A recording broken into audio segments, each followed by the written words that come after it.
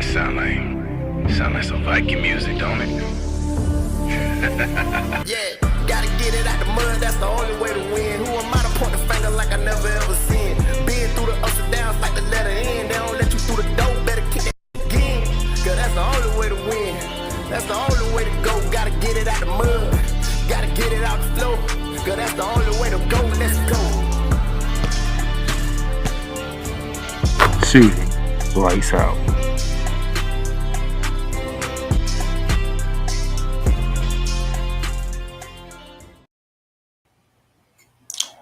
Good day, good afternoon, ladies and gentlemen. On this May 20th, 2024, welcome to Shooting Lights Out. Your boy, the Playmaker, is in the building. Conference finals are set.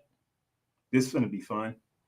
Got some WNBA action to get into.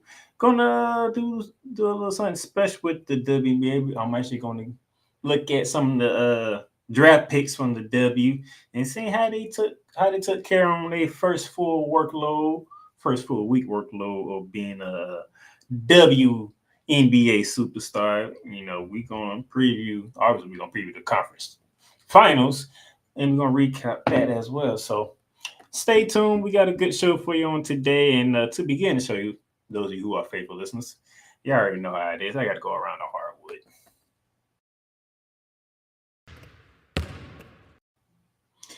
And to begin our round of hardwood, good news out of the world of women's college basketball. It is announced that USC, led by Juju Watkins, will take on the UConn Huskies, led by Paige Becker, in a 2-game women's basketball series. It was announced back on the 13th, about a week ago, of this series happening.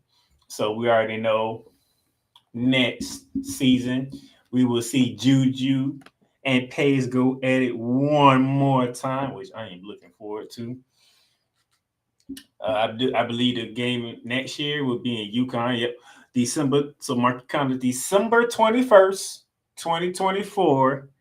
Juju leads the USC Lady Trojans into Connecticut to take on Paige Beckers and the UConn Huskies. So I'm looking forward to that. There's no date for the 2025 season, but we do believe that Paige Beckers will be playing her last year at UConn this upcoming season. So when the series shifts out to LA, we will not see Paige Beckers. So that would be something interesting to follow and see how things go from there. But yes, Paige Becker Juju will take place one more time in December at UConn. So that's something to look forward to. So that's the big story out of the college round. Let's go to the professional round and start with the WNBA because, matter of fact, misspoke. Jen Jensen loyalty rewarded with promotion to Iowa head coaching. We obviously know Lisa Brewer retired after coaching 40 years altogether, I believe. Spending the last 24 years with Iowa.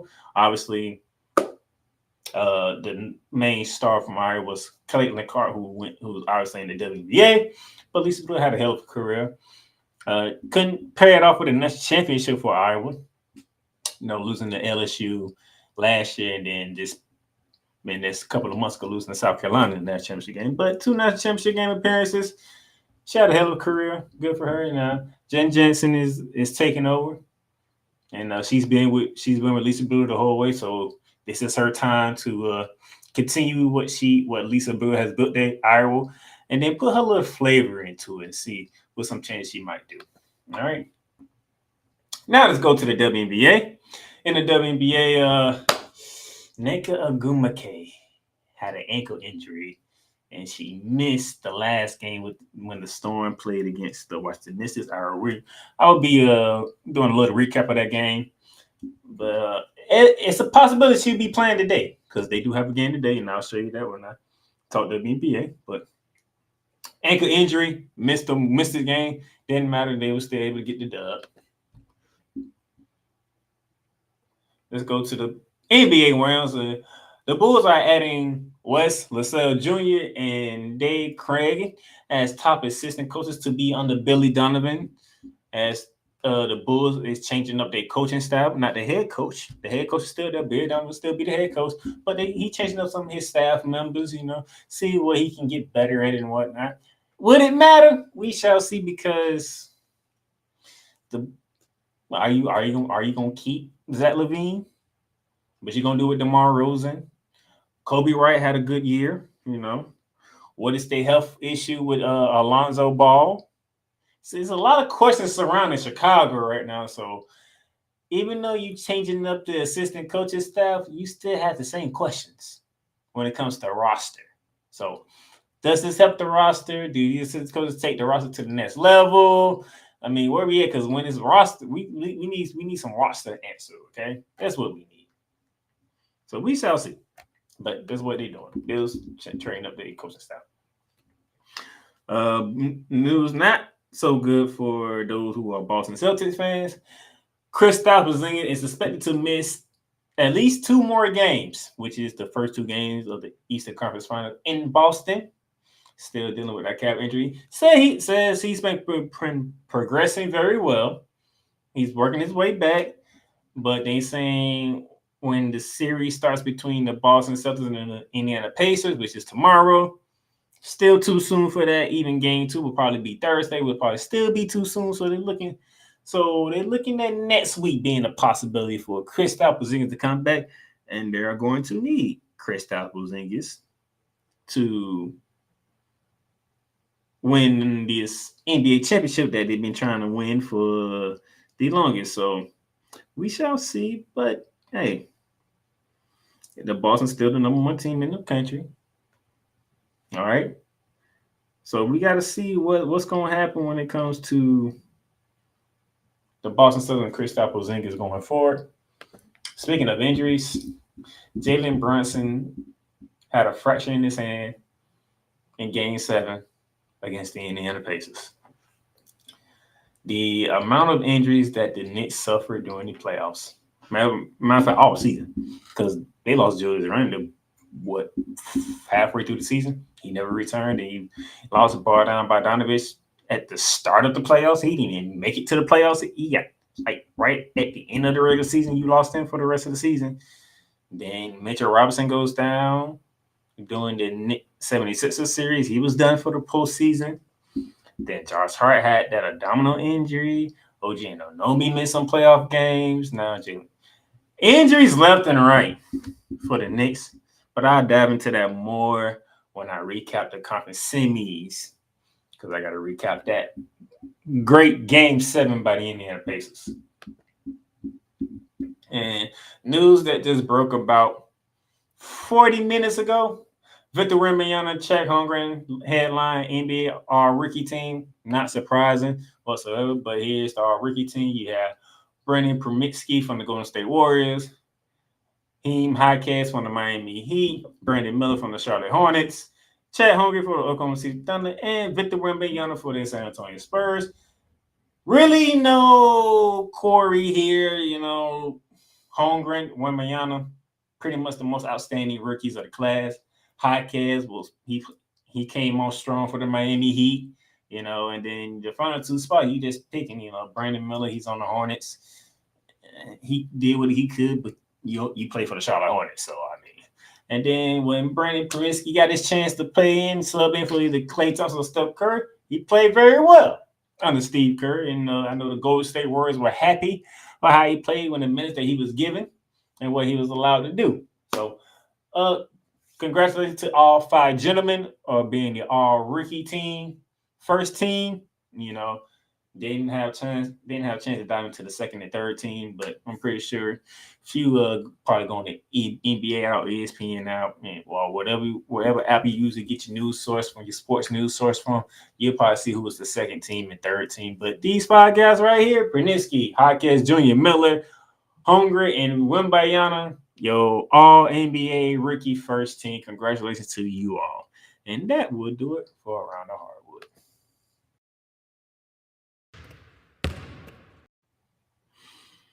All right, ladies and gentlemen, what I'm going to do here, I'm going to take a quick break here, and then when we come back, we're going to talk WNBA. In this case, yeah, you put the blame on Kyle Shanahan for apparently not preparing the team enough for the overtime rules, supposedly.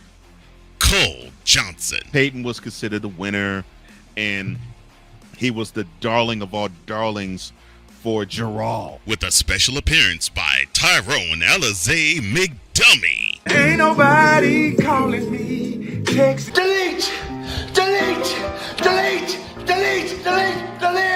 Join these two football enthusiasts as they give you Total Football Talk. Live every Monday at 4 p.m. Eastern, 3 p.m. Central on the Sertoba Media and the Comey Media YouTube channels.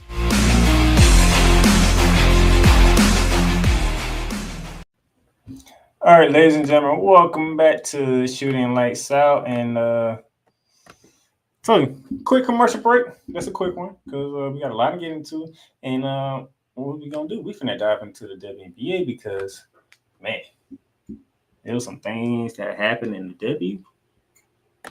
It's been a fun season thus far. It's only one weekend, so I'm not going to get too high on it. So it's one weekend, but it's been fun.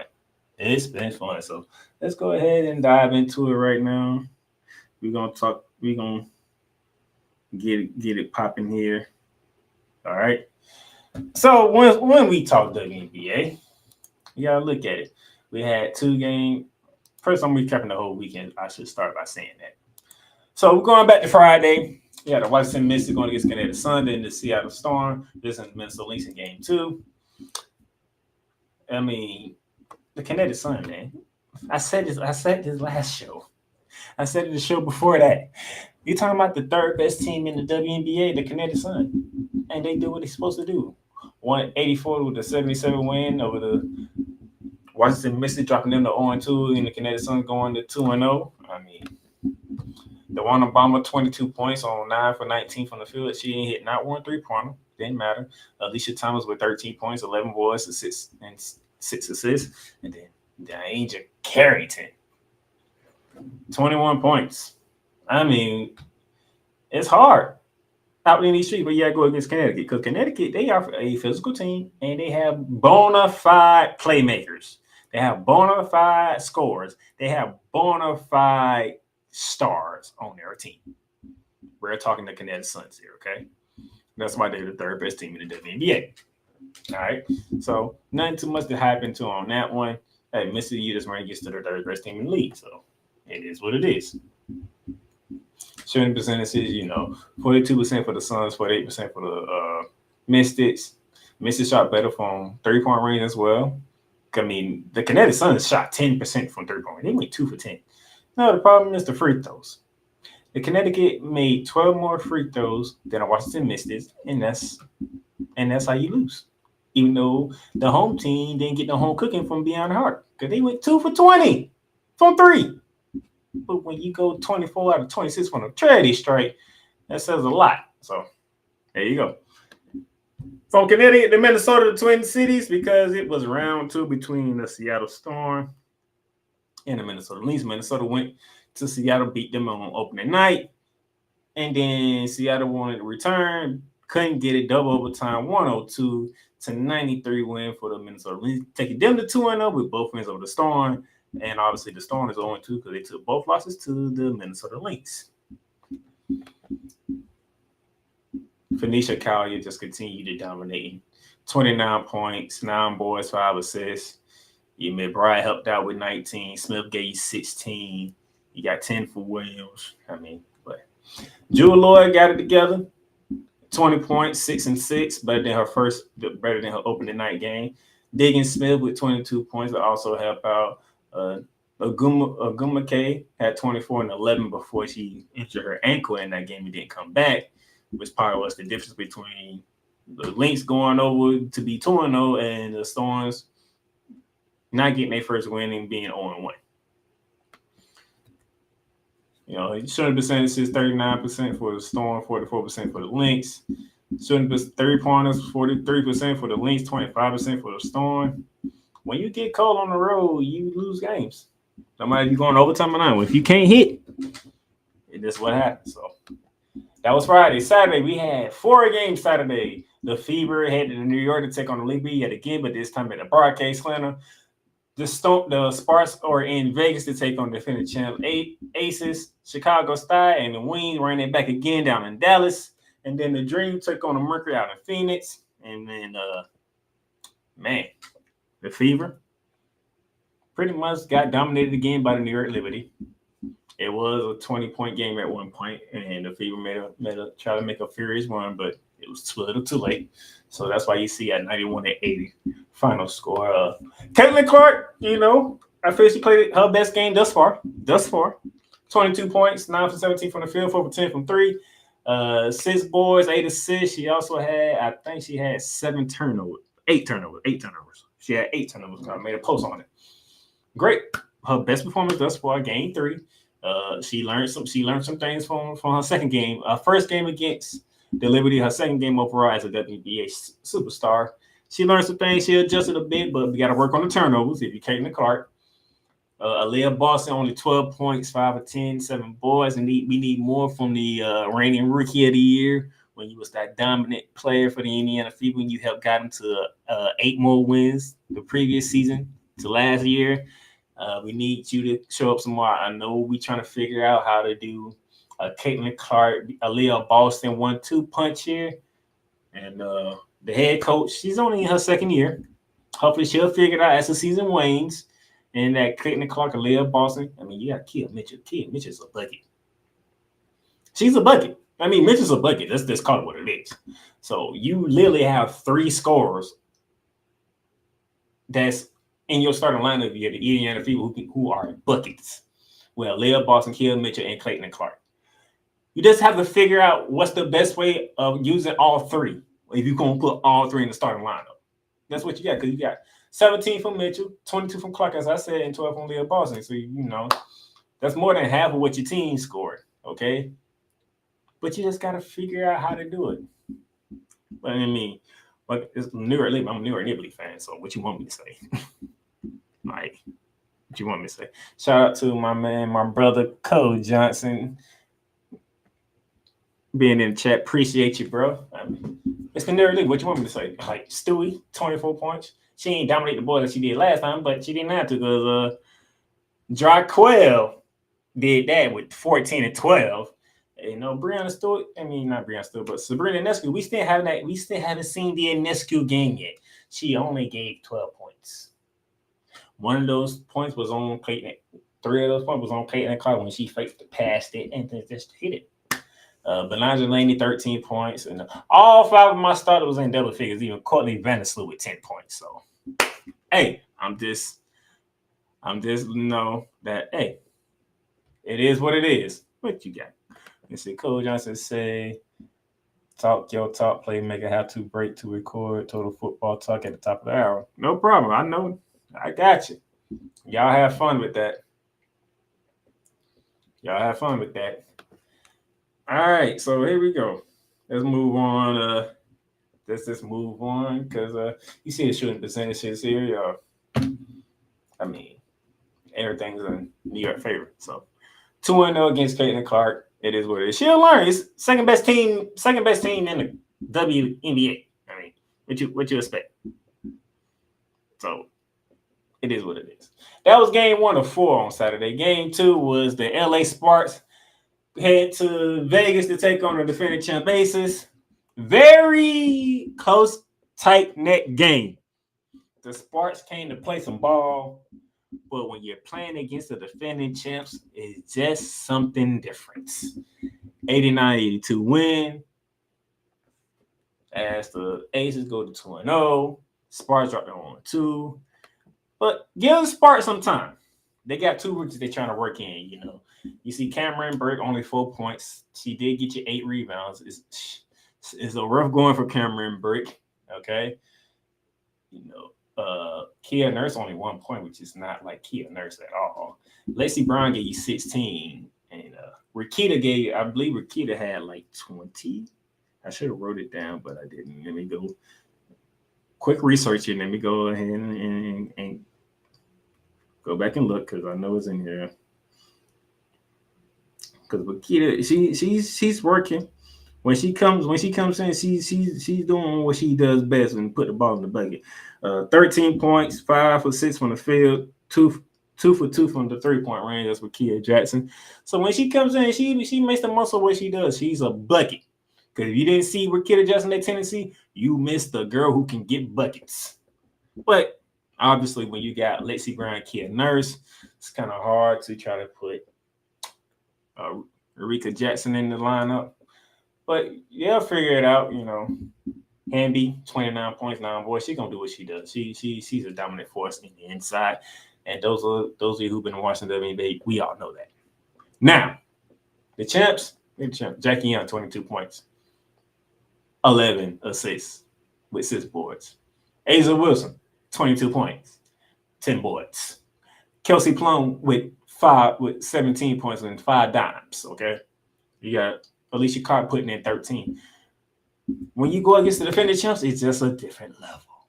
It's just a different level. And the rookies they will figure it out in LA. They will figure it out. They have a nice lineup. They have pieces that can come off the bench and put in some work for you. But right now, they have to figure some things out. It's gonna take time. And plus, they got Zaya Cook too. And Zaya Cook is a floor general who can turn into a bucket scorer when she needs to. Remember her at South Carolina? She can do the things that you need from a point guard position. But like I said, when you got Kia Nurse, Lexi Brown, it's kind of hard to try to figure out who to roll with. Man, the Sparks got a hell of guards, all right? I mean, the Sparks got hell of guards. If they ever figure out the right combination with their guards, the Sparks would be something to deal with. But they have to figure out the right combination of their guards, okay? Right now, you sticking with your veterans with Lexi Brown and Kia Nurse. Now, at some point, I would love to see Wakita Jackson in that lineup. Zaya Cook in that lineup. And then once Cameron Brett finds her footing to go along with Hamby, that's gonna be an interesting front court too with them two. Okay, because even though Cameron Brink is not doing it well on the offensive end, she's getting some blocks. I got the stats for you, and I'll put it to you later when I get to the end of the segment when we check on our top rookies here. But hey, the champs are the champs, man. The champs gonna do what they need to do. Even though you see the Sparks shot over 50% from the field, they shot 35% from 3, 60% from the line. That's you can't do that. When you have the champs, they're going 42% from the field, 42% from 3, and 87.5% from the free throw line. Yeah, the champs are the champs. They're gonna do what they need to do. They're gonna take care of business. And when you make the mistakes, they're gonna capitalize on it. That's what the champs do. Okay, game 3 takes us to Dallas, right back to Dallas. We're going to run this right back between the Chicago Sky and the Dallas Wings. Dallas Wings won the first meeting. Owike Gumawale went in, okay? And she pretty much went in again with 35 points, 9 for 28 from the field. 35 points on 28 shots is a little iffy. 6 for 14 from 3. She had 5 boards, though. Outside of that, what were the rest of the Wings at? Somebody tell me, where are the rest of the Wings at? Because y'all put up 74 points. Almost half of them came from one person. That's Agumawale. She scored 35. So the rest of the team, the the 11 players, or how many players shared the court? There's 12 players on the team, but how many players? I don't know how many players took the court. But the rest of y'all can only put up 39. 39.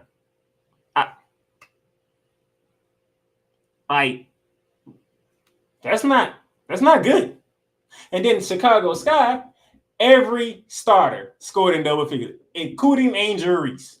Angel Reese gave you 11 points with 9 boards. Williams, 12 and 10. The Shield, 16. Okay. Marbury, 14, 8 dimes, 8 boards, and then Ellis gave you 12.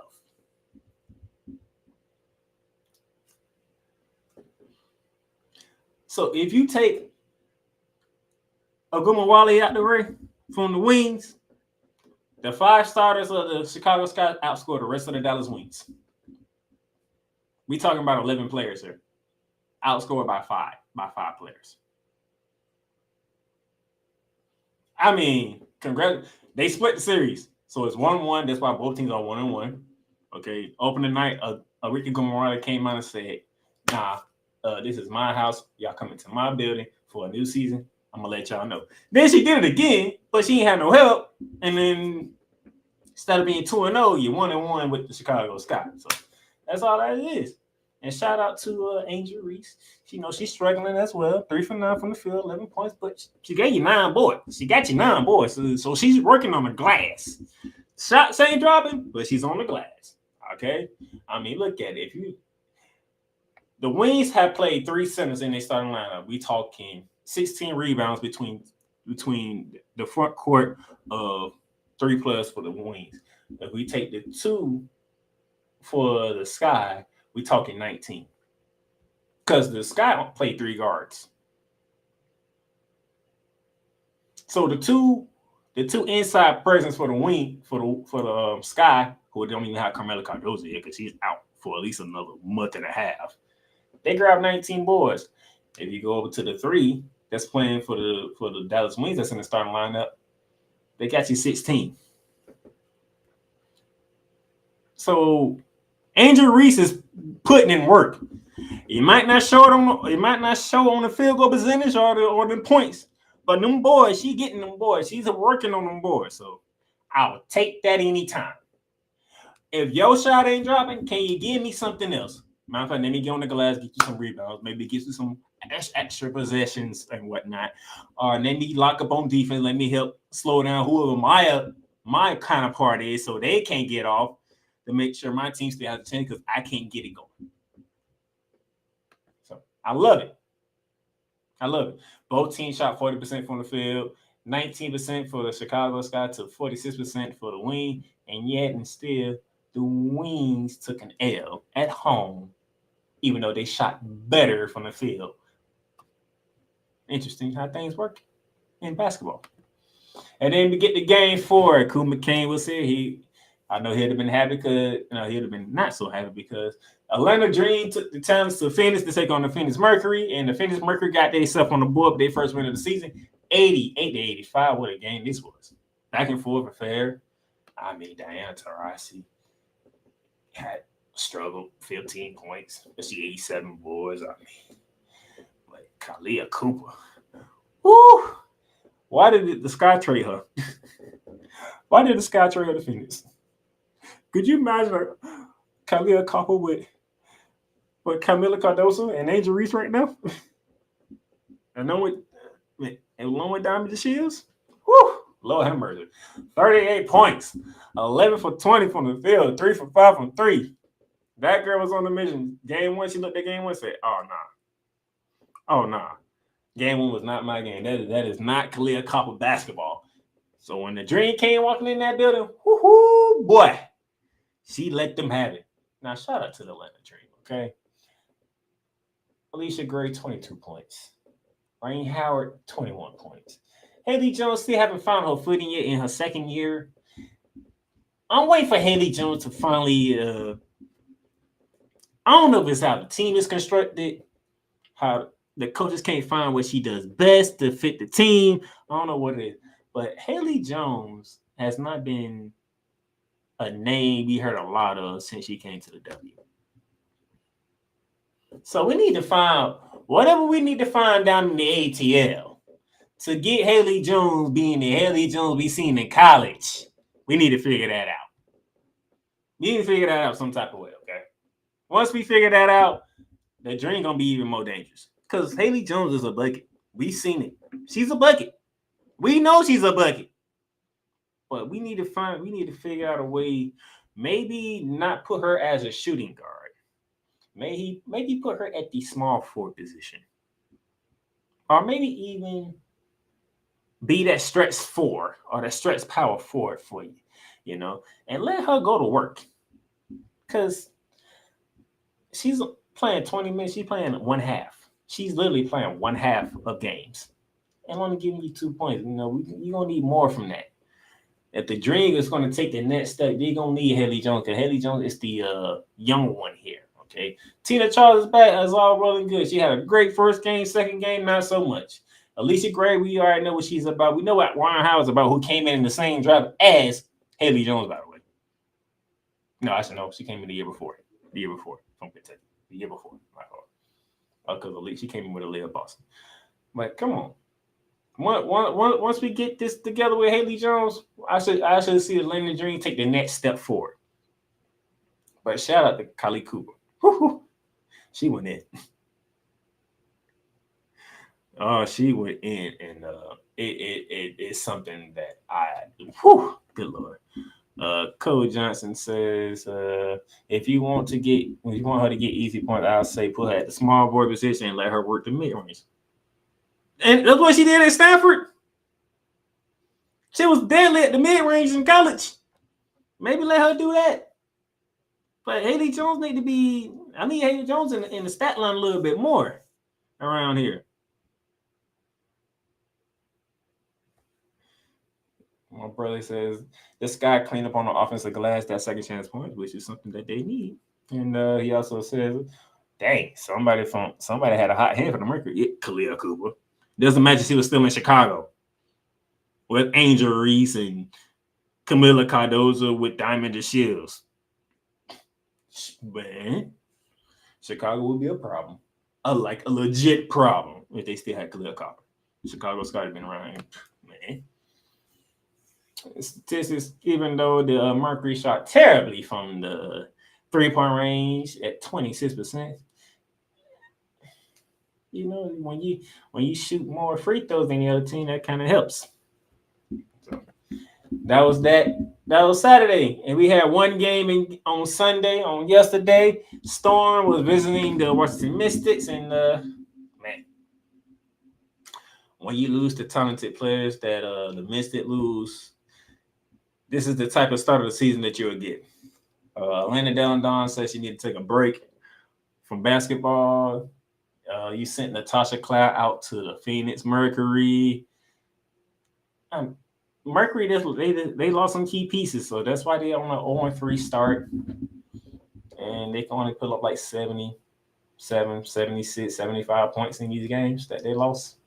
While the Storm finally got on the board with a dub with 84-75 win. They did not have Neke Ogumawale, as I brought up earlier.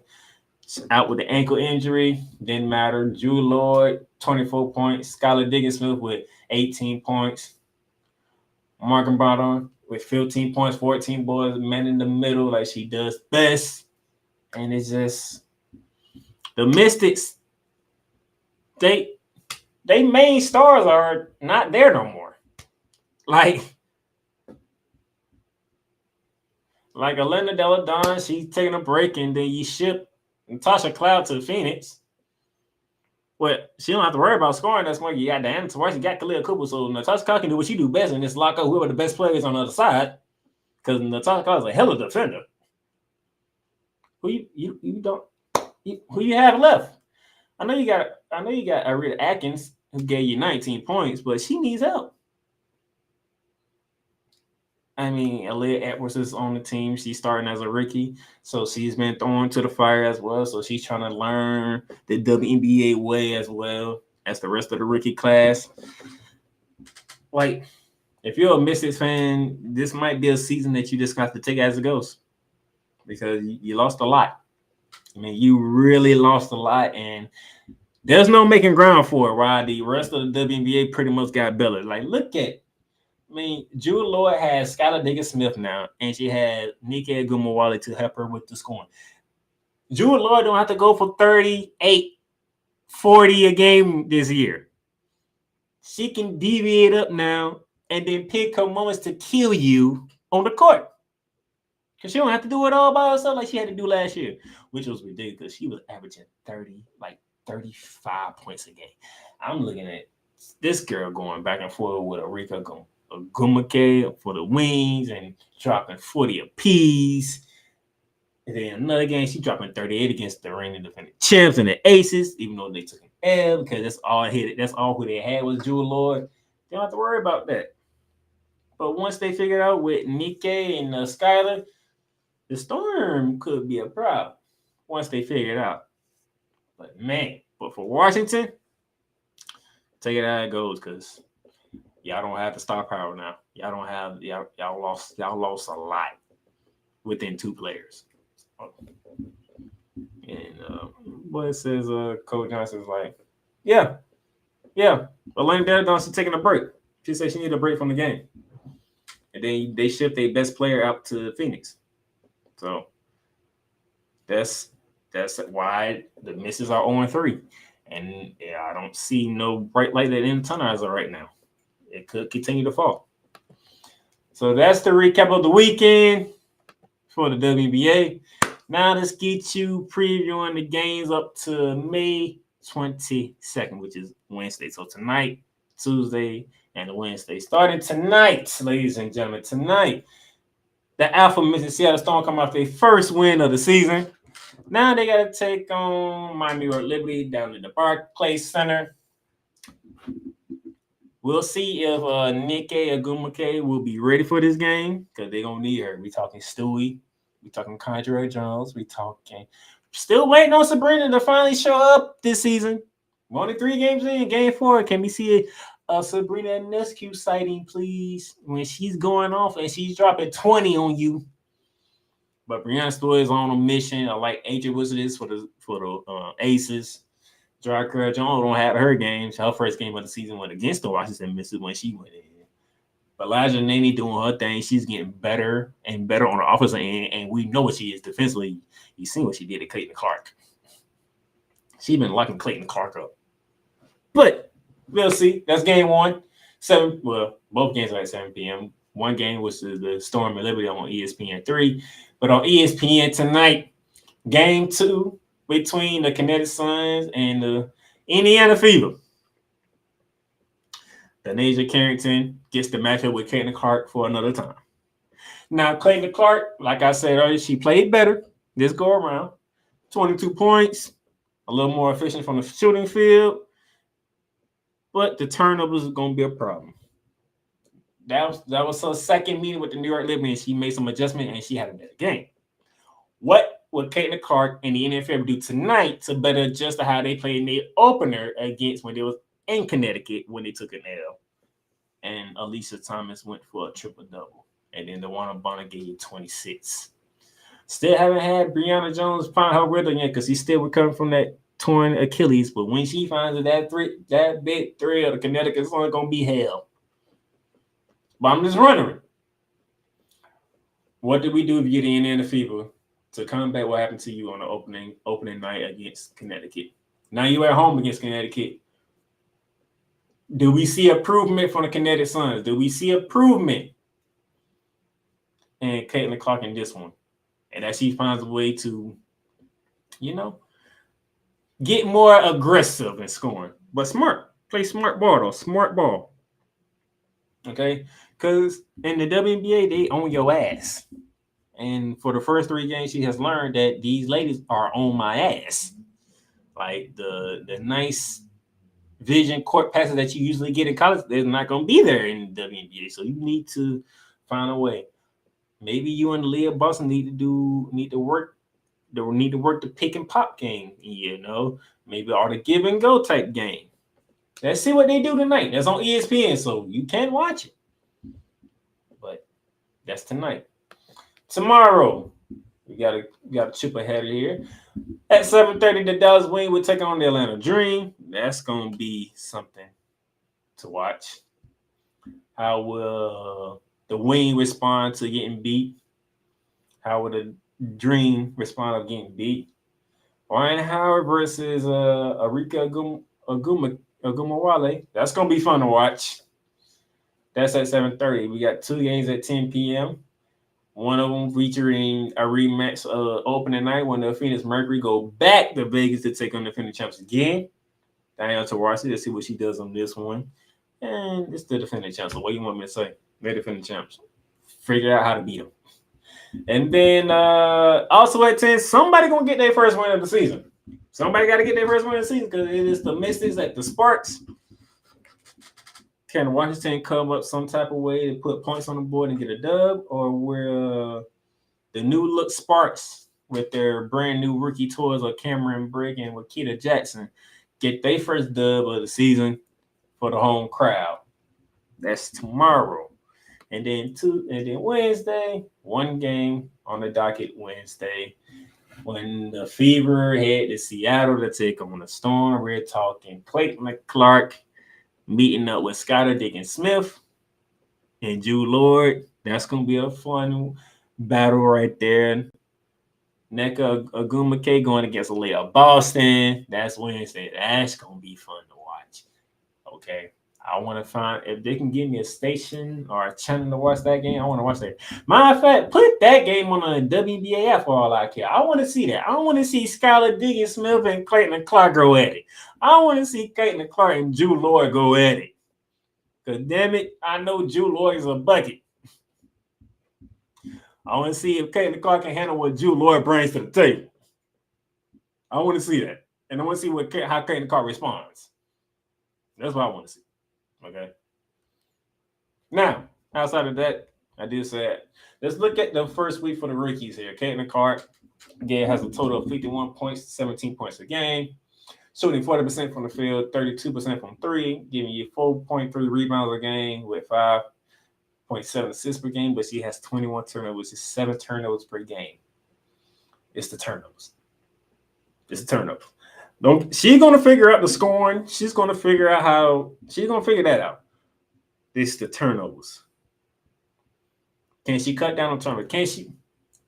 Now, I know there's people out there that say, well, half her turnovers is like her team can't catch the ball. Some passes you don't necessarily need to make. That's because you want to throw it and make it fancy. Okay. It is some passes you just need to make the simple pass. I get it. Not all turnovers should be on her, but some passes just need to be simple passes. Just need to be a simple pass. That's it. No one-handed throwing, no looking, no behind the back. Make the simple pass. Okay. You're on a team where you need to do the simple things to get victories here. You need to do the little things, the simple bounce pass, the simple chest pass, the simple maybe it's not good for me to take this three. Let me go inside and get a 2-pointer. Let's get back on defense. Simple stuff, not just Clayton Clark, the entire Indiana Fever team. Okay, I'm not getting on. It's the entire. Y'all need to do the simple stuff first and foremost. Okay, make it simple. Don't make it challenging. Don't make it difficult for you. Make it simple. One possession at a time. Don't look for the highlight 3 or the highlight pass. Make it a simple game. Then once y'all learn how to win, and once y'all learn how to get a groove on, then you can elevate to the stuff that you like to do. But right now, if you're Indiana, do the simple stuff. Because if you do the simple stuff, you give you a chance to win. As of right now, ain't none of y'all 3 games been close. Literally, at one point in time in all 3 games, you've been down about 20. You've been down about 20. Easily. Whatever the coaching staff need to do, whatever the players need to do, Aaliyah Boston, you're the leader of the team. Make it simple for your team. Okay? Cameron Brink of the LA Sparks, only 14 points in her 2 games. And she's shooting 38% from the field. That is not good. That is terrible. Especially for a player that's playing in the inside. If you're an inside player, and I don't know if Cole Johnson would agree with this, if you're the inside player, you should not be shooting 38% from the field. You should not be shooting. If you're the inside player, you should not be in the 30s when it comes to field goal percentages. You should be able to make your layups, your hook shots. Okay. Now you take a couple of mid-range shots, but you should be in the 40s if you're playing inside. You should be in the 40s if you're playing inside. So Cameron Brigg, we need to work on some things. You're shooting 40% from 3. Kind of don't like that because I don't like my big girls taking threes. But hey, we in a new day and age of basketball. Even NBA bigs are taking threes. Look at the 3-time MVP, Nikola Jokic. He shoot threes, which I'll get into when I recap the conference semifinals. Okay, but if you're playing in the inside, I need you in the 40s at least. You can't be in the 30s. Just don't do it for me. It don't. And Cole Johnson says, if you're probably playing in the post, the worst you should be is 50% from the field. And he says, if you're a hybrid, if you're a hybrid game, 40 to 50%. So I need Cameron Brent to get a little better efficiency on the offensive side. Now she's giving me 5 rebounds per game, and she's giving me 3.5 blocks a game. The girl has 7 blocks in 2 games. That means 4 in one game, 3 in another game. So she's doing her part on the defensive end, and she's returning shots. Now we get the offensive game turned up a bit. Maybe we can get some things going. Her teammate with Keita Jackson was coming off the bench because they got hella guards out of nowhere. 20 points in her first 2 games. They're giving me 10 points a game. Shooting 50% from the field, 50% for 3. That's all I need. Because that's what Keita Jackson. That's what Keita Jackson to me from Tennessee. Because if you making half your shots on the field and half of them is coming from 3-point range, I have no problem whatsoever. The problem is you got hella guards. You got damn near 4 damn guards you can play. Find out the rotation. Find out the perfect rotation and go from there. And also find a way to get Cameron Brett going on the inside as well. What Coach Johnson said, the coaching staff has to encourage Brett to eat more on the inside. You got to do something. So, but Caitlin Clark, 0-3 right now. Cameron Brett with Keita Jackson, they both for the Sparks 0-2 right now. And then we get to Angel Reese. She's giving me 11.5 points per game, shooting 34% from the field. As same thing with Cameron Brett, Angel Reese.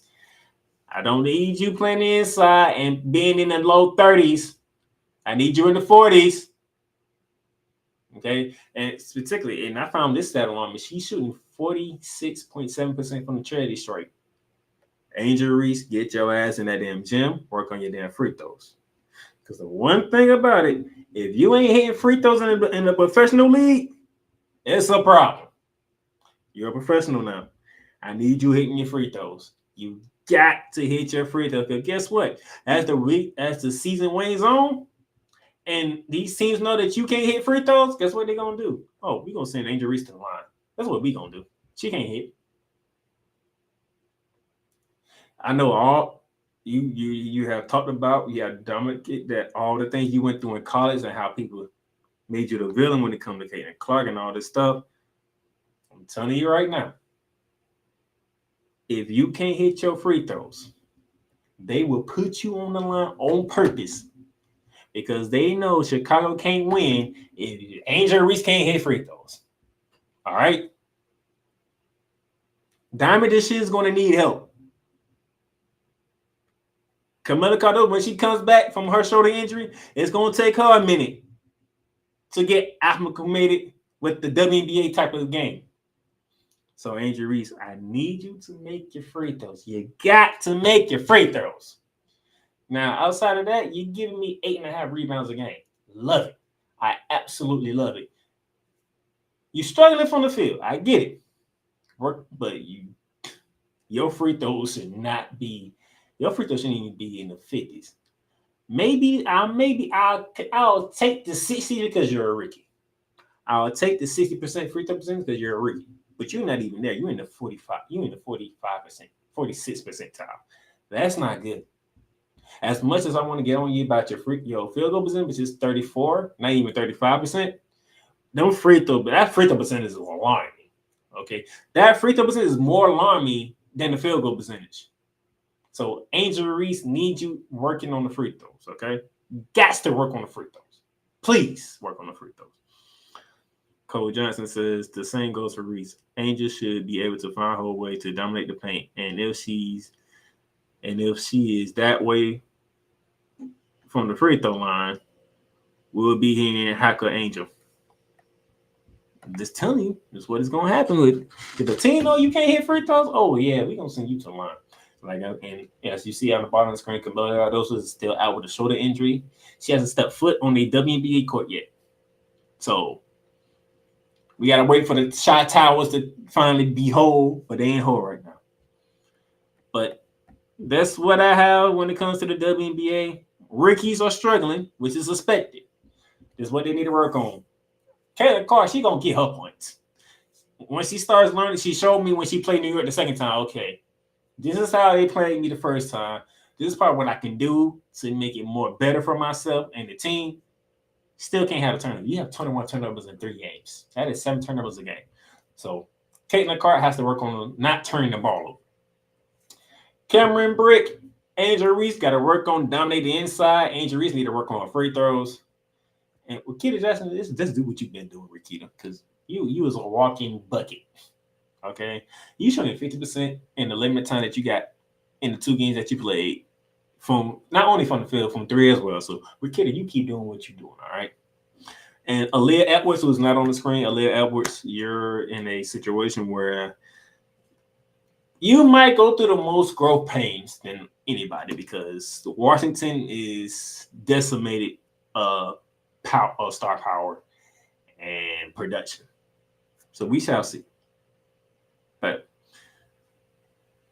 I'll let them girls do what they gotta do and let them figure it out going from there. So that's it for the WNBA. When we come back, we gotta recap the conference semis because now the conference finals are set. Let's talk NBA when we get back. The largest egg producer finds bird flu in chickens at a Texas plant? Weather. Devastating tornadoes rip through the heart of the United States. Inspiration. A breast cancer survivor completed the journey of chemotherapy, and now begins a future one of matrimony or sports. Michael Jordan is shown on a photo with Diddy. LeBron James has a video extolling the virtues of a Diddy party. This has been yet another beating a dead horse presentation. We got you covered. BS3 Network proudly presents The Morning Shift with Cole Johnson.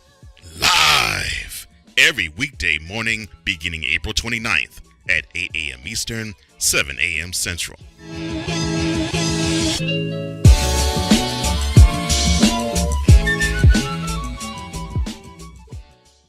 Welcome, ladies and gentlemen, to another edition of Into the Net FC.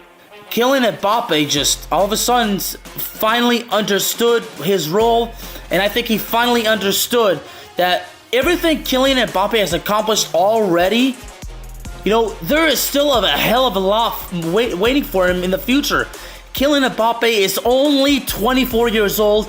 He has accomplished so much, and you know what? Kylian Mbappe has not even reached his prime. Finally seeing, the Marcus Rashford we have been hoping for such a long time, But, this game, after everything Manchester United has been, doing lately, this was actually the ultimate test, to see if Manchester United, honestly was all of a sudden for real. I explained this. The United States, maybe they have to suffer this loss as a lesson to learn to prepare for the future. Because 4 years from now, the World Cup is in not 1, not 2, but 3 countries. The United States of America, Canada, and Mexico. Into the Net FC is available on all streaming platforms, including Spotify, Apple Podcasts, Google Podcasts, Amazon Music, and YouTube. Shop hats and official sports gear at Lids. Lids is the leader and #1 destination for hats, gears, and everything that moves you, making it the perfect shop for fans to find official sports hats, merchandise, and gear. Represent your team, your town, and your style with a snapback adjustable fitted hat or beanie from thousands of college and pro teams. Browse the very latest sports jerseys and t-shirts from the best teams out there. Lids has officially licensed professional and college sport team apparel and hats featuring the hottest brands and trends. Shop online or visit one of the 100 stores across the country. Locker Rooms by Lids. Hey, Eagles fan. Join my man Cool McCain and a host of others as they break down every single game, every single week in an objective manner, and also from a fan's perspective as well. Remember, this cast feels just like you. Nobody likes you. And you don't care. Fly, Eagles, fly. Eagles Elite Podcast. Every Wednesday at 8:30 p.m. Eastern on YouTube and other podcast outlets.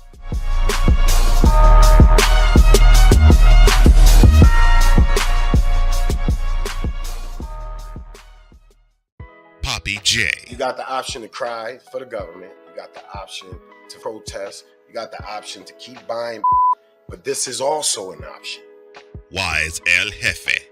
We're the first tech geeks. We're the first gamers. We're the first everything. Everything. Like Gen X's, we are the ones. BS3 Network proudly presents the crew from the New York boroughs who never wants that smoke.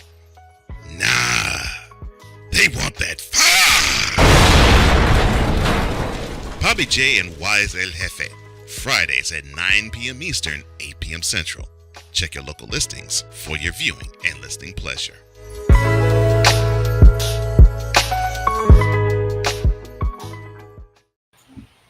All right, ladies and gentlemen, welcome back to Shooting Lights Out. And real quick, as you can see, those who've been watching, and we are sponsored by Fanatics, Paramount Plus, and Liz. Excuse me. Right now, today only, 25% off site-wide with Fanatics. Promo code SUMMER. That is promo code SUMMER. 25% off site-wide on your orders with Fanatics. On the Liz side, you get free shipping on any order in the United States that are over $24. So if you stay in the United States and you have an order that's over $24, you get free shipping, okay? So log up on your sports merch because it's a great time to be a sports fan. This is where we're going to run through the rest of the playoffs on the NHL and NBA side. You got your baseball going on. You're going to have your tennis coming up. Wimbledon. I can't wait for Wimbledon. I am a Wimbledon fan. And then before you know it, August get here and it's football season. So follow the ticket down below, but the ticket got everything that you need, the information and stuff, and click the link right in the show descriptions and whatnot. Now, NBA Conference Semifinals are done. So we got to talk about it. First thing we're going to talk about, we're going to the West. Top seed goes down while finishing the Big D. For those of you who don't know, we are talking the Oklahoma City Thunder and the Dallas Mavericks in Game 6 of the Western Conference Semifinals. Can the Oklahoma City Thunder, the number one team in the West, make it a Game 7 back at home? Or will the Dallas Mavericks get back to the Western Conference Finals for the second time in 3 years? The Dallas Mavericks, 117-116. What a game this was. OKC came out strong. I mean, they came out strong. Okay? They had a 16-point lead at halftime, but the Mavericks would not go down quietly at home. I mean, what can you say? Derrick Jones Jr. with 22 points. Kyrie Irving with 22 points. Luka Doncic with a 29-point triple-double with 10 and 10. Man, it was a game. And then on OKC side, Chad Holmgren finally showed up with 21 points. Jalen Williams put in 22 points. You got 11 each from Luke Doy and Isaiah Joe. And then that man that people say that should have been MVP instead of Luka Doncic, that man, Shea Gilgeous-Alexander, gave you 36 with 8 dimes. But man, the Dallas Mavericks wanted it more. Or did they? Because there was a little controversial stuff happening at the end. And you see the shooting performances, the team statistics here. 51% for the Mavs, 48% for the Thunder, and whatnot. But here's the question. Foul or no foul? As the Oklahoma City Thunder were up one at the time, where PJ Washington caught the ball in the corner, and Shea Gilgeous-Alexander blocks the shot. But after he blocks the shot, gets PJ on the arm. The refs called a foul, which sent PJ to the Washington for 3 free throws. He missed the first one to tie the game. He makes the second one to give them the lead. And then with 2.5 seconds left in the game, do you make the shot to go up 2? Or do you miss it intensely and make OKC shoot the whole league court shot because they used their final time at the challenge that called foul? And the refs helped it as a foul on Shea Gilgeous-Alexander. He misses the third. PJ Washington misses the third free throw on purpose. There's a heave by Luke Thort that falls short. And that's how the Dallas Mavericks ended the top-seeded Oklahoma City Thunder season. Foul or no foul? One thing I will say this, I do appreciate Shea Gilgeous-Alexander being the leader that he is. Because he knew he was going to get asked that question. He said, I shouldn't have fouled him. When the reporter was asking him, do you believe that you fouled him? Do you think it should have been a foul? He said, I shouldn't foul him. The refs looked at it, they reviewed it, and they held it a foul. Now, to me, if he was being truthful and honest, he would say he didn't foul him. But Shea's one of the upstanding guys, and he said, hey, they called a foul, means I fouled him. Whether he like it or not, whether we like it or not. They called a foul. You can say it's a foul. Now that I looked at it several times, to me, he blocked the shot first. He had all ball. It's the fact that I think what happened is the fact that PJ Washington still had the ball, even though it got blocked, is part of the reason why they called the foul. That's my only explanation for them calling the foul, is because even though Shea blocked it, it was still in Washington's hands. So when his arm went from the ball to PJ's arm, that's when they called a foul. That's my only explanation of why they called a foul. Because to me, he blocked the shot. He literally is a clean block to start it. He clearly blocked the shot. It was straight ball. But from the ball to PJ Washington's arm became a foul. That's how that went. So, what can I say? Man, Cole Johnson says SGA has what it takes to become one of the stars in the NBA. He does. That man was dropping 30 a game in the playoffs. His first ever playoff run, and he's dropping 30 a game. He's going 36, 38, 30, 32, 34. I'm like, man, this dude is a bucket. So, but hey. The Mavs move on to the Western Conference Finals for the second time in 3 years. OKC, they have to deal with the second round exit for one of the youngest teams in the NBA that went 6 with the Dallas Mavericks. So shout out to them. Shout out to Kyrie Irving, by the way, man. This is a good moment to give Kyrie Irving love, because ever since he came to Dallas, you haven't heard Kyrie's name in the headlines. You haven't heard Kyrie's name much of anywhere. He comes to work, does what he can do. He might have an off night. He'll have a spectacular night. He'll have an in-between night. But what he is doing for the Dallas Mavericks, being I think the only guy on the team that actually won the championship, he's doing a very good job leading, okay? And not trying to be the spotlight. He doesn't mind Luka getting the spotlight. He don't mind PJ Washington coming aboard and doing his thing, what he has done in these playoffs. Kyrie has been a model citizen off the court and has been a great leader on the court. So shout out to Kyrie Irving doing his thing. But yep, that was Mavericks move on. And then we go to game 7s. Pace and health ruled the series, stunning it. For those of you who don't know where I'm going, let's go to the world's most famous arena, Madison Square Garden, where the New York Knicks took on the Indiana Pacers in Game 7, winner-take-all game. The Knicks took 110 in Game 6. Let's get into that first, because here we go. As you can see here, Indiana 116-103 over the Knicks.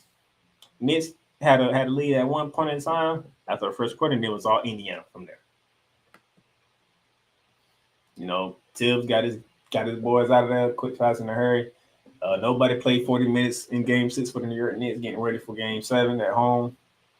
And production scoring all around for the Indiana Pacers was forced to Game 7 at Madison Square Garden. And in Game 7, oh my goodness, 130 to 109. The Pacers set a record for most points in the Game 7 quarter when they dropped 39 in the opening quarter. 39-27 to open the quarter. The shooting display by the Indiana Pacers ruled the day in this one. Now, granted, New York, all the injuries in the world. You don't have Julius Randle for the entire playoffs, along with Bogdan Bogdanovic. So that's two guys out right there. During the Sixers series in the first round, you lose Mitchell Robinson. That's another body down. Also, during that time and going into this series, OG Anunoby was in and out of the lineup. That's another body down. Then in Game 6, they have a domino injury to Josh Hart. Oh, Lord have mercy. What is going on, guys?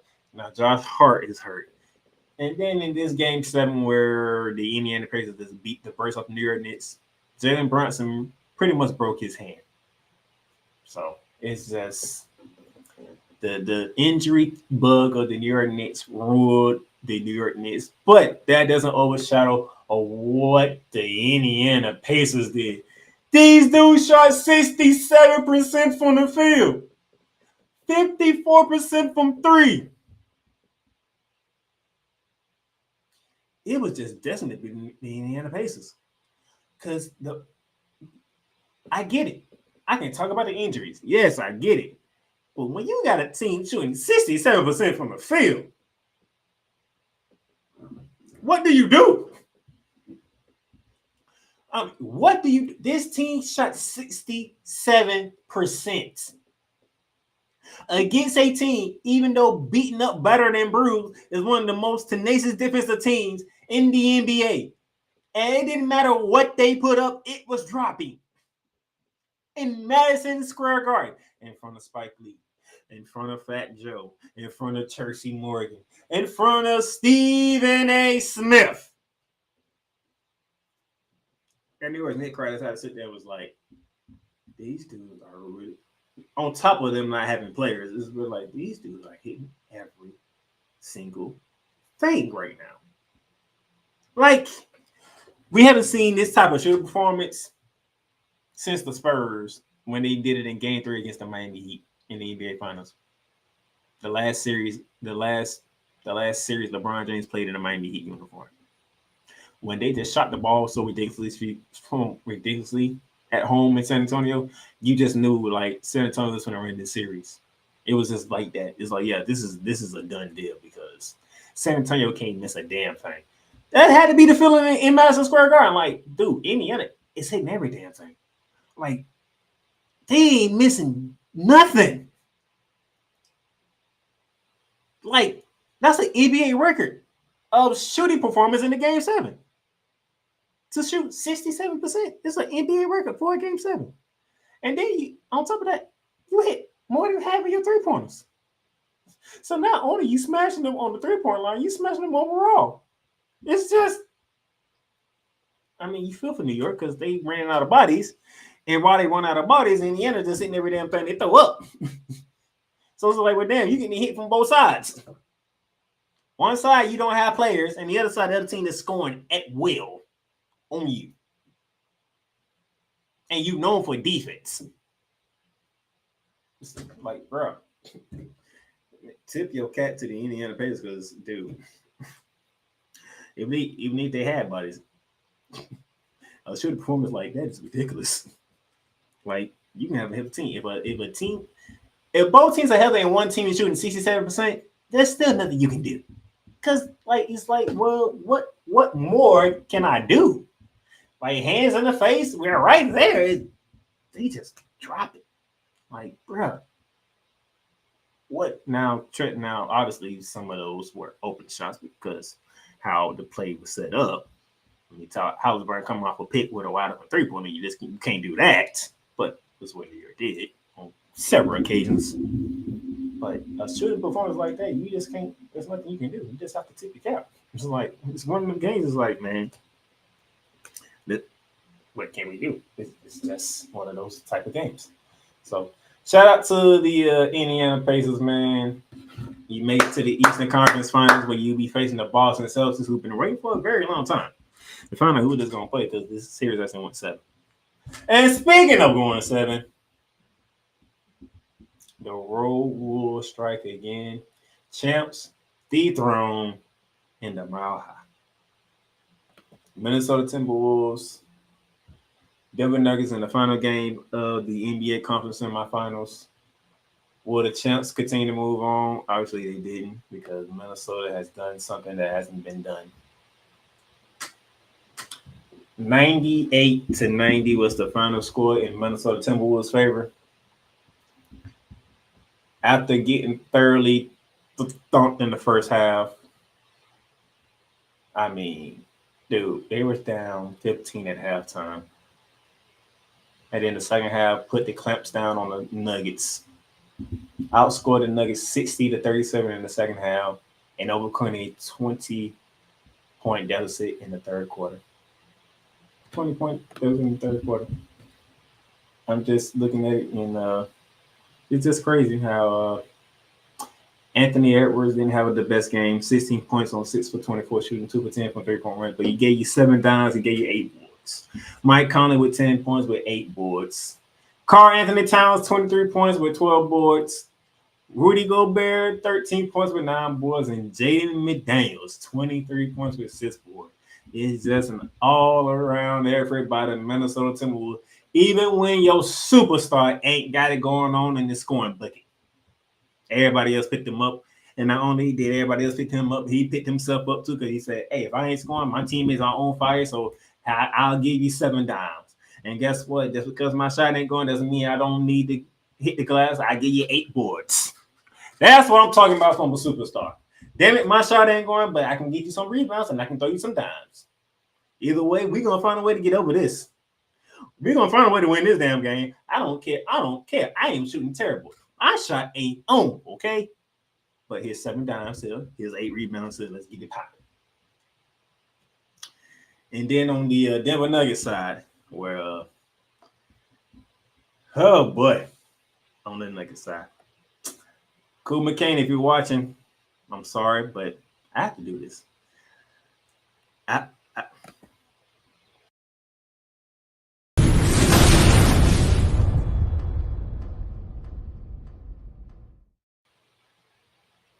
Yeah, I hit that button. Yes, I did. Yes, I clicked the button. Yes, I'm pointing the flag of fraud on the Denver Nuggets, the reigning defending champion, who are no longer the reigning defending champion because we're going to have new champions.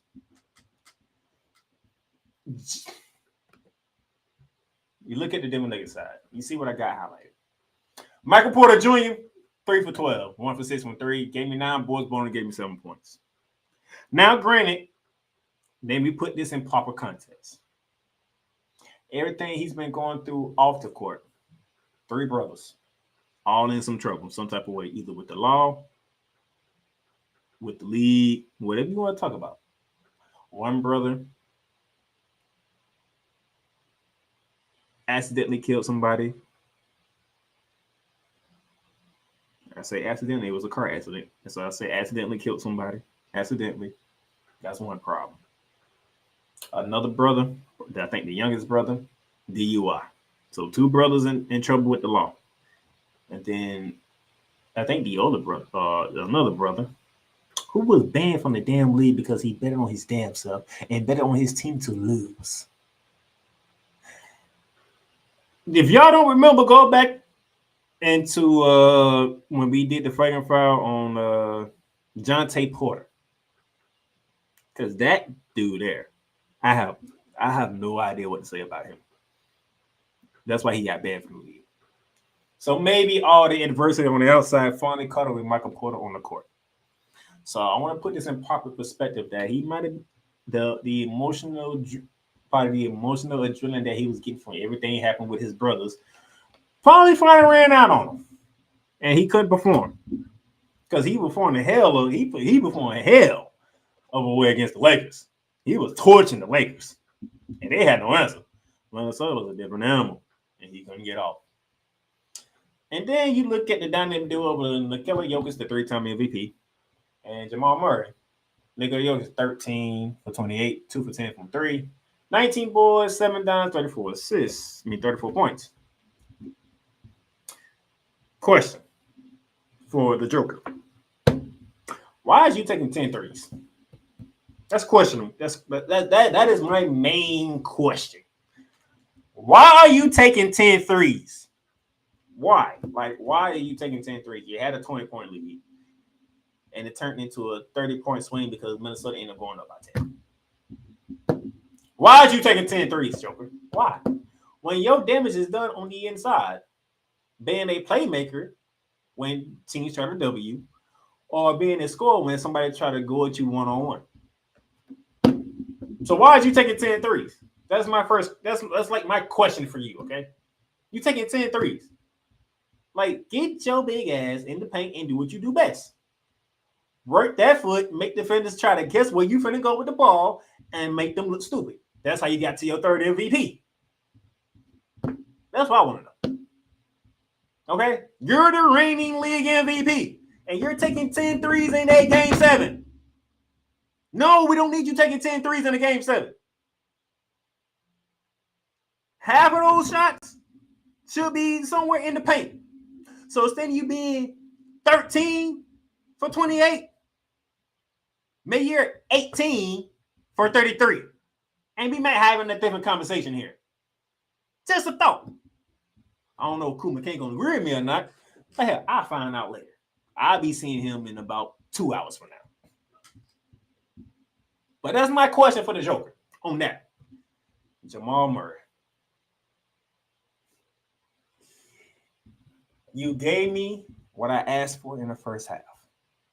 You came out, and the reason why y'all got up to a 20-point lead because you came out busting the Timberwolves' ass. You came out on a mission. Dude, you had 21 points at halftime, and it was an efficient 21 points at halftime. I think it was like, if I remember correctly, it was like 10 for like 16, 15, something like that. And you was like 3 for like 7 from 3-point range from the first half stats. 21 points. And then Anthony Edwards, because if you listen to the press conference from Anthony Edwards pretty much said he locked your ass down in the second half. You only scored 11 damn points. So second half, Timberwolves took 10 off you in the second half. You scored 24 in the first half. 24. They dropped your ass down to 11 in the second half. Damn. You gave me what I wanted in the first half, but I needed for 48 minutes, not 24 minutes. Well, in this case, you want to play 43, so I needed for the other half. I needed that. You didn't give it to me. Like the second half. See, people will see this box score and they be like, "Oh man, Jamal Murray had a hell of a game." No, it was the first half. The second half was ugly.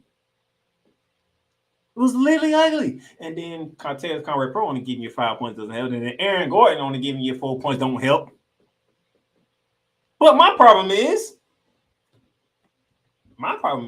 despite all what I just said, the champs still had a 20-point lead in the third quarter.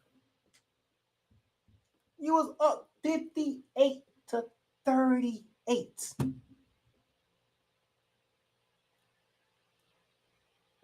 A minute and some change into the second half, you have a 20-point lead. And Minnesota outscored you 60-32.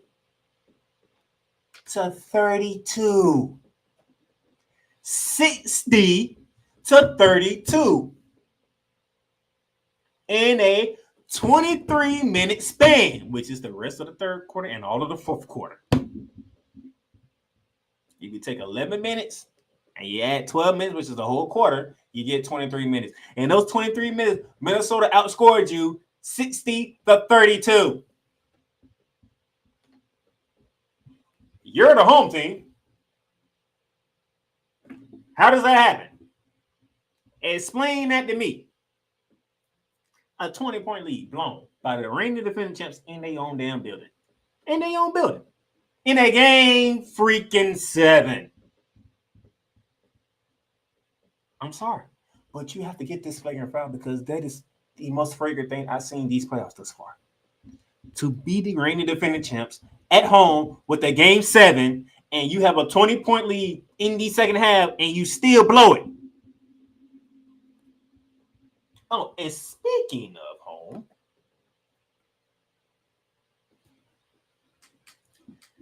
we were told it's hard to play in Denver. It's hard to win in Denver. And then you got the team to play well. Because one, it's hard in Denver because of the altitude. Secondly, not only is it hard because of the attitude, second, you got the reigning defending champions who showed you if you come in our house, you can't win. Minnesota beat y'all ass 3 times in your own building. That's why I put up the home not so sweet home for the champs. Because Minnesota won this series because they beat you in Ball Arena in Denver, Colorado 3 times. They only won 1 game at home. 1. They won 1 game in their own damn building. Minnesota, who is the team that has to win a road game to win a series, they won 3. What the hell? Denver Nuggets, Mike Malone, what the hell happened to the home cooking? What happened? Y'all made me and a lot of people look like assholes and dummies because we said, I don't know how y'all going to beat Denver in Denver. Like, to show me how y'all going to beat Denver 4 times. Well, Minnesota just did. Hey, go into the Mile High City and punch them in their goddamn mouth. That's what you do. You go in there, you punch them in their mouth because guess what? 106-99, game 1, out the gate with that. Okay.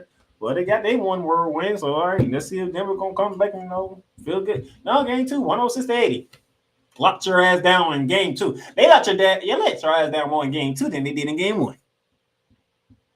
Then you have people like Charles Barkley, Stephen A. Smith, and other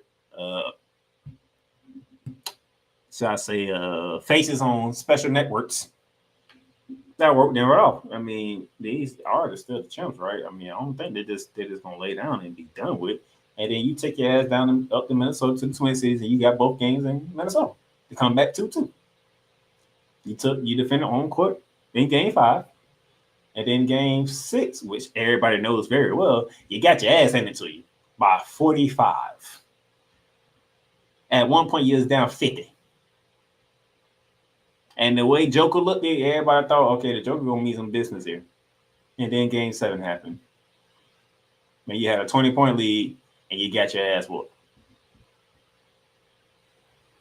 by a run of 60-32 by the Minnesota Timberwolves without Anthony Edwards having a spectacular game, which I thought he was going to go for 40. I said Joe was going to go for it. I was on both accounts. The one thing I got right was Jamal Murray showing up, but he only showed up for the damn first half. This made me look all wrong. This made me all wrong on all accounts. And the Minnesota Timberwolves beat your ass 3 times in Denver. But what the mother freaking heck? Damn, Denver. And listening to Inside the NBA, Ernie Johnson gave a stat that said this is the 6th time a defending champion has lost game 7 at home. Defending champion losing at home in the game 7. This is the 6th time that has happened. You have become the 6th defending champion team to lose at home in the game 7. Not only that, you're the 6th defending champion team who won the championship and can't make it back to the conference finals after winning the championship. So for another year in a row, we'll have a new defending champions because the Denver Nuggets failed to do the things that they supposed to have done to begin with in the first place, which is 1, defend home court, and then defend a 20-point lead, which is like 20-point leads don't even matter no more in the NBA, which is the most ridiculous thing that I have seen in this new era of basketball A team can be up 20 in the second freaking half and still get their ass beat. It is remarkable. This is really, really remarkable.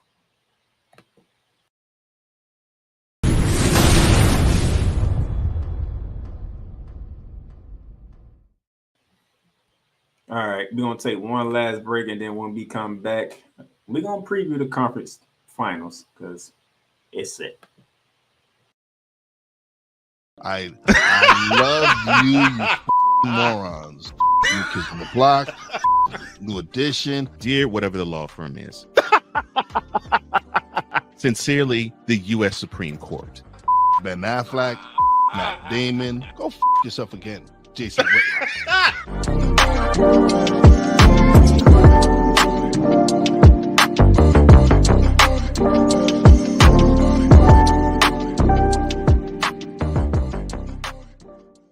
Join Ryan McCarthy. I became a Jets fan because Kermit the Frog was my favorite Muppet because he was green, and the Jets wore green. That's how I became a Jets fan.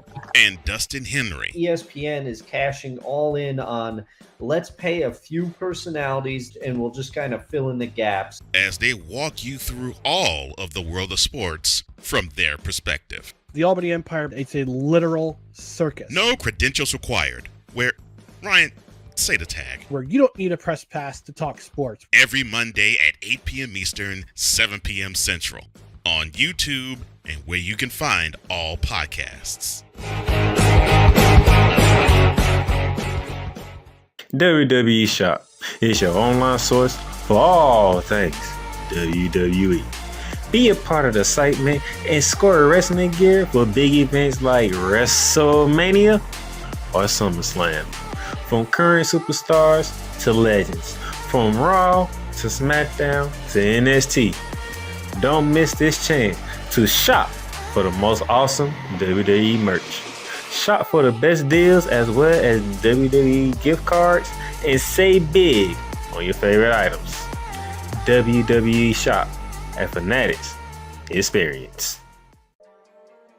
Cool McCain. You thought you wanted Gunther against Chad Gable, but you didn't. And I'm going to tell you why. Chad Gable would take everything that Gunther's done and bury it. The Playmaker. It was on site. AJ Styles walked out there seeing LA Knight. Oh, okay. And then LA Knight hopped out the car. Let's go. Break down everything in TNA, AEW, and all of the WWE programming. Join these two kings, monarchs of wrestling, live every Monday at 6:30 p.m. Eastern, 5:30 p.m. Central on the Play Caller Sports Talk YouTube channel. Join the transporter to Hades. Your butt and gut becomes one. Join the reformer of hooker whores. This is my daughter, Placenta Booty Johnson. Join the bronze god. Whenever you are in distress, take off your baseball cap and throw it in the air. Join your very own superhero of broadcasting, Chris Bass. So whatever color crayon they get, they palm it and do two circles, and that translates to, I can be the black people. As she takes you through the week's paces in Baseline. Live every Saturday at 8 a.m. Eastern, 7 a.m. Central, Pacific time zone people, just stay asleep when this is on live and just catch the recording. Oh, I'm sorry. Exclusively on the Chris Bass YouTube channel.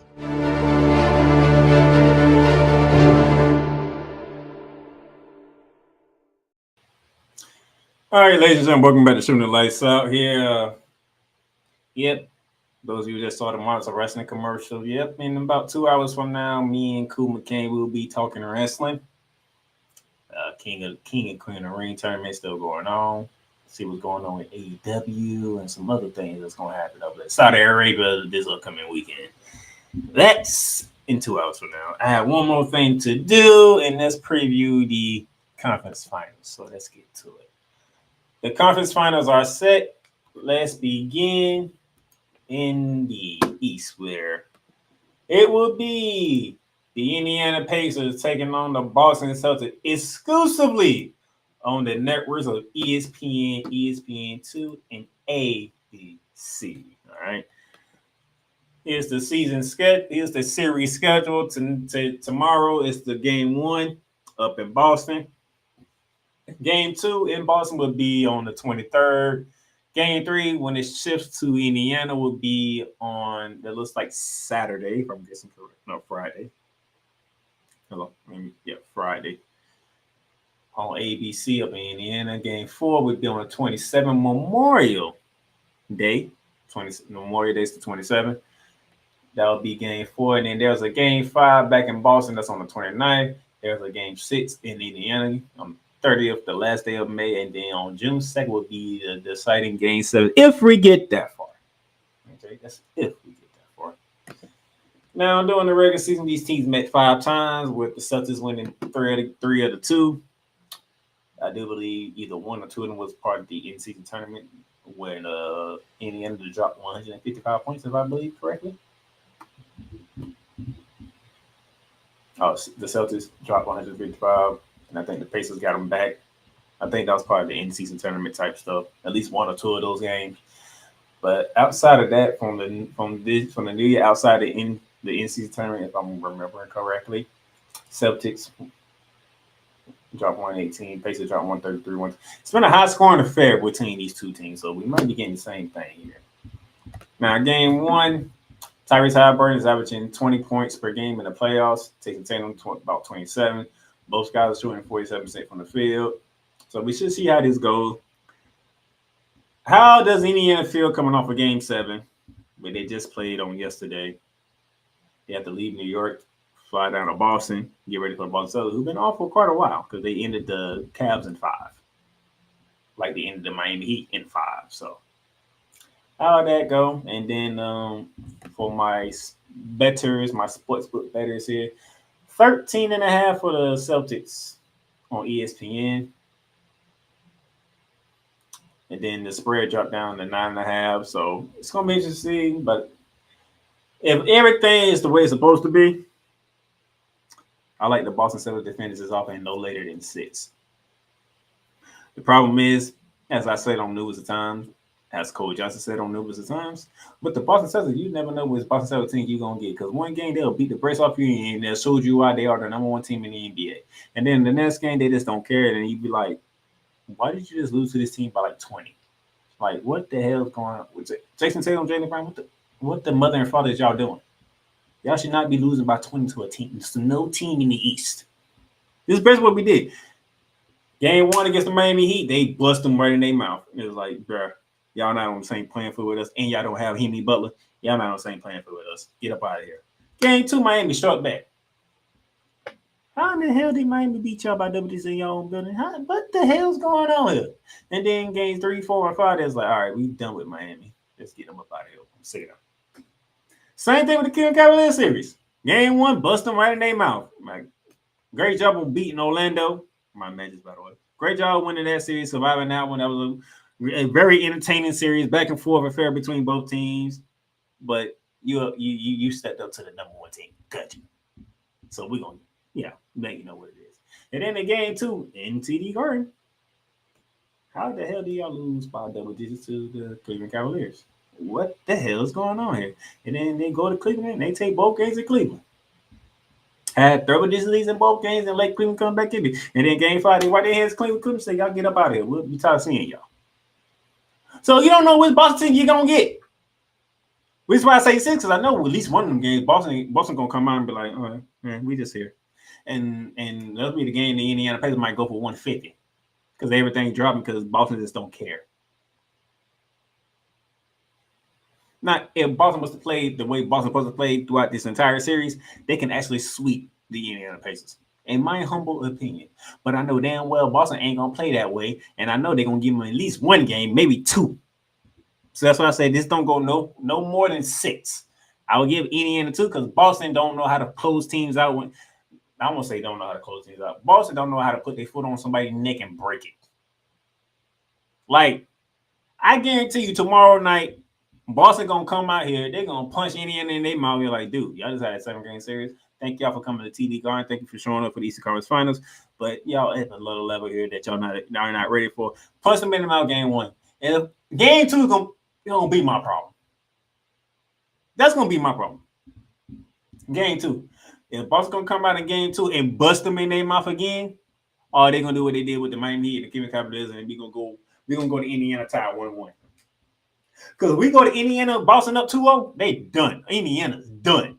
Because Boston gonna take one in Indiana. I guarantee you. I'm doing Charlie right. I guarantee either game 3 or game 4, Boston is winning. Boston's still in one of them games in Indiana. I guarantee you that. The question is, are they gonna go up there 2-0 or 1-1 when it happens?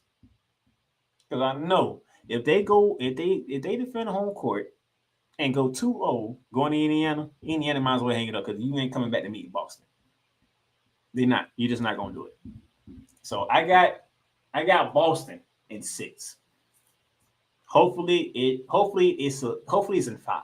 But I'm taking Boston regardless. All right. That's the Eastern Conference Final. Let's go to the Western Conference Final, where it's the Dallas Mavericks taking on the Minnesota Timberwolves exclusively on the network of TNT. That's right. The inside the NBA cool, they'll be getting the front row between Luka and Kyrie going against Ant-Man and Karl Anthony Towns. That should be a fun one. You got one of the most prolific defensive teams in the Minnesota Timberwolves going against a dynamic duo of Kyrie Irving and Luka Doncic, and then you got PJ Washington stepping up as the third man for the Dallas Mavericks. J.A. McDaniel stepping up as the third man for the Minnesota Timberwolves. This should be a fun series. Jason Kidd going against Chris Finch. Man, this is going to be an exciting series. This series could go 7. It depends on how players play. It depends on if Anthony Edwards is ready. I'm not gonna say he's not ready for the stage, but it's a question. Can Anthony Edwards be ready for this stage? Because this is a higher stage now. This is the Western Conference Finals. Like, it's only one game per day between the Eastern Conference and the Western Conference. You got a Eastern Conference tomorrow, then Wednesday is the Western Conference, which means, let me show you the season schedule. Wednesday, we get it popping on the 22nd. Game 2 will be on the 24th. The 26th will be game 3 down in Dallas, along with game 4 on the 28th. And then if we get a game 5, which I damn sure believe we will get a game 5, that's on May 30th in Minnesota. Game 6, which I do believe we're going to get a game 6. The 1st of June, and then if there's a game 7, which I'm hoping for a game 7, that's June 3rd. Okay. Now, the Minnesota Timberwolves took 3 out of 4 from the Dallas Mavericks. The only one that Matt was able to win was at home on January 7th, 115 and 108. Outside of that, Minnesota has been whooping that ass. So this is going to be an interesting series, though, because I want to see. I don't believe Anthony Edwards is afraid of the spotlight because he went against the champions. He beat them 3 times at home, 3 times in their own building. So I believe Edwards should be ready. Is Karl Anthony Towns ready for this? Is Rudy Gobert ready for this? Karl Anthony Towns, Rudy Gobert, they in a situation they have never been before. They've never been to a conference finals. Okay, so they didn't even know what this is like. But now you're dealing with a team who's been there. They've been there twice in 3 years. This is their second time in 3 years being there. Luka Doncic has been there before. Okay, he's trying to get past this stage. Kyrie Irving, he is an NBA champion. Everybody forget. Did everybody forget that it was him who hit that clutch shot against Steph Curry, not LeBron James, when the Cavs came back from 3-1? But we giving the whole awards to LeBron James. I mean, when LeBron James did go for a 40-point triple-double, Kyrie Irving also had 40 in the same game. Okay. I mean, that's remind people that Kyrie Irving is a champion here, and he did help. Okay, LeBron didn't carry him; he did help. Just saying. So this is what Minnesota got to deal with. You got PJ Washington, who's gaining confidence in his ability to play the game. Derek Lively, the second, when he gets his playing time, he's got confidence when he comes in. This is going to be a very, very fun series on the West. All right. You got Luka Doncic giving you 33.9, basically 34 points per game on 48% shooting. You got Ant-Man Anthony Edwards, 26 points per game with 46% shooting. This is going to be a series like I have ever seen before. I'm going to enjoy every single game this year. That's what I won't say. I want Minneapolis, Minnesota, June 3rd, game 7. And I want to see who want to go to the NBA Finals more. I want to see who wants to go to the NBA Finals more. All right, I'm like the Pacers. I'm gonna give you 2. I don't even want to give you 2 because if Boston played the way Boston's supposed to play, you ain't even gonna make it back to Indiana for a game. Okay? Because if the Boston Celtics do what I think they're gonna do, it's one trip to Indiana. That's games 3 and 4, and we go back to Boston if necessary, and we're gonna be done with it. Like I said, you need one trip down to Miami. They went down to Miami to games 3 and 4, went back home to Boston and finished it off. Same thing with Cleveland. One trip to Cleveland, games 3 and 4, came back to Boston, finished them all. Do the same damn thing if you're the Boston Celtics. But for this series, I want 7. Ooh, I want 7 so bad because I want to see Ant-Man in a game 7 against Luka Doncic in a game 7. I already know what Kyrie Irving can do in the game 7. He did it against the Golden State Warriors in the NBA Finals if people forgot. That clutch shot over Steph Curry, that was a game 7. That was game 7. That gave the Cavaliers that win. But everybody want to look at the block LeBron James did. But that 3-pointer in Steph Curry's face, that was the silly moment right there. So I want a game 7. And then once these series are done, the NBA Finals. I did this last week, not last episode, the episode before that. Here's the final schedule. The finals start June 6th. Whether both series go 7 or not, the NBA Finals start on Thursday, June 6th. Okay? So no matter what, by the time June get here, we have an idea who might be going to the NBA Finals when June 6th get around here. And then June 9th, June 12th, June 14th. Then if necessary, June 17th, June 20th, and June 23rd. So that is the NBA Finals schedule. Okay? Who will be there? We shall see. But outside of that, that's all the time I got for you on this episode. Thank y'all for tuning in. Thank y'all for watching. Subscribe. If you're watching on YouTube, go ahead and subscribe to our YouTube channel. Just click the subscribe button. It won't take much. And continue to follow us up because we're going to continue following the NBA playoffs, the WNBA, right into the Olympics because we will be covering the Olympics. And then right back into the WNBA, into football season where Bear Down and Gridiron returns. You'll get some Ramley talk. Speaking of which, whenever they release the second episode of Behind the Grind, you'll get a Ramley talk episode that Thursday. So a lot of sports, a lot of things to get on to. But let me get up out of here. Take these hour and some change that I got before I do Monitor Wrestling, 6:30 Eastern Standard Time. Where Play College Sports YouTube channel. Subscribe to that one too. Outside of that, thank y'all for tuning in. Y'all have a great rest of your Monday. Help you start your week off on the right note. And I'll see y'all later. You've done great. But you can't stop here. You can't stop now. You gotta keep going. Through all your trials and your tribulations, you gotta keep pushing. Now, finish your canvas. Yeah, gotta get it out the mud, that's the only way to win. Who am I to point the finger like I never ever seen? Been through the ups and downs like the letter N. They don't let you through the door, better kick that again. Cause that's the only way to win. That's the only way to go. Gotta get it out the mud. Gotta get it out the flow. Cause that's the only way to go. Let's go. Thank you for tuning in to today's episode. If you want to follow the podcast, you can follow it on all streaming platforms, including Apple Podcasts, Google Podcasts, Spotify, Stitcher, and a whole lot more. This has been Shooting Lights Out.